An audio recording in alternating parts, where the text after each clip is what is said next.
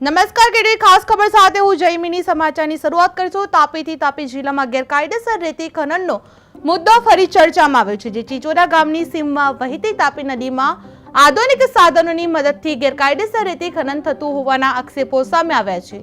મનીષ લીંબાણી નામનો વ્યક્તિ રેતી લીજના ગ્રુપમાં સંદેશ મોકલી હિતેશ નાઈક વિરુદ્ધ કોઈ પુરાવા હોય તો મોકલવા જણાવ્યું હોવાનું પણ સામે આવ્યું હતું। તેમજ પુરાવા ન મોકલનારની લીઝ બંધ કરવાની ધમકી આપવાનો પણ આરોપ છે। જે આ સમગ્ર મામલે સ્થાનિક ટ્રાફિક પોલીસ, મામલતદાર, પ્રાંત અધિકારી અને ભૂસ્તર વિભાગના અધિકારીઓની ભૂમિકા પર સવાલો ઉઠવા પામી રહ્યા છે। કોઈ પણ પ્રકારની મંજૂરી વગર ચીચોરા ગામની સીમમાં રેતી ખનન ચાલતું હોવાનો આક્ષેપ કરવામાં આવી રહ્યો છે। જે આ ગેરકાયદેસર પ્રવૃત્તિ પાછળ સ્થાનિક તંત્રની મિલીભગત હોવાની શંકા વ્યક્ત થઈ રહી છે અને હવે પ્રશ્નો ઉભા થઈ રહ્યા છે કે આ મામલે કડક કાર્યવાહી ક્યારે થશે।